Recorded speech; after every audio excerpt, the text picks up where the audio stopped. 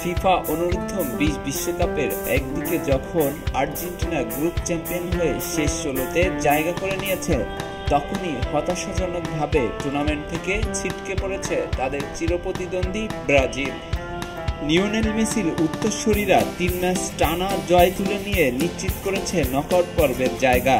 আর একটিতেও জয় না পেয়ে গ্রুপ পর্ব থেকে বিদায় নিতে হয়েছে সেলেসাও যুবাদের।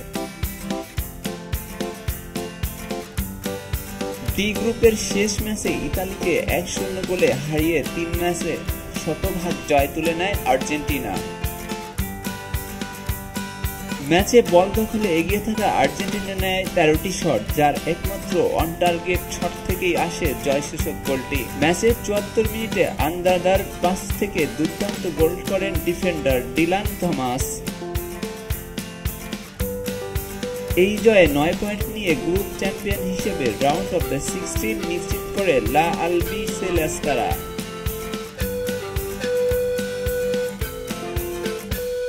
অন্যদিকে ব্রাজিলের জন্য দিনটি ছিল টিকে থাকার লড়াই। মেক্সিকোর সঙ্গে ড্র এবং মরক্কোর কাছে হারের পর স্পেনের বিপক্ষে জয় ছিল তাদের শেষ ভরসা, কিন্তু প্রথমার্ধের ভাগ্য সায় দেয়নি ব্রাজিলের।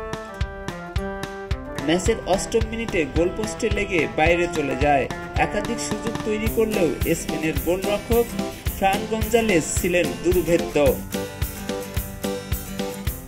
পালাভো পার্সিয়াসের পাস ধরে ব্রাজিলের রক্ষণের ফাঁক গলে বল জালে জড়ান তিনি।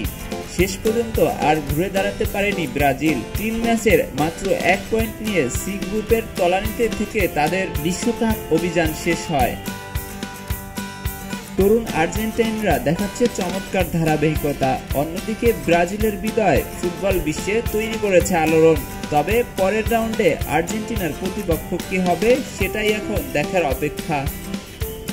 এস আলী দুর্জয়, স্পোর্টস ডেস্ক, খবরের কাগজ।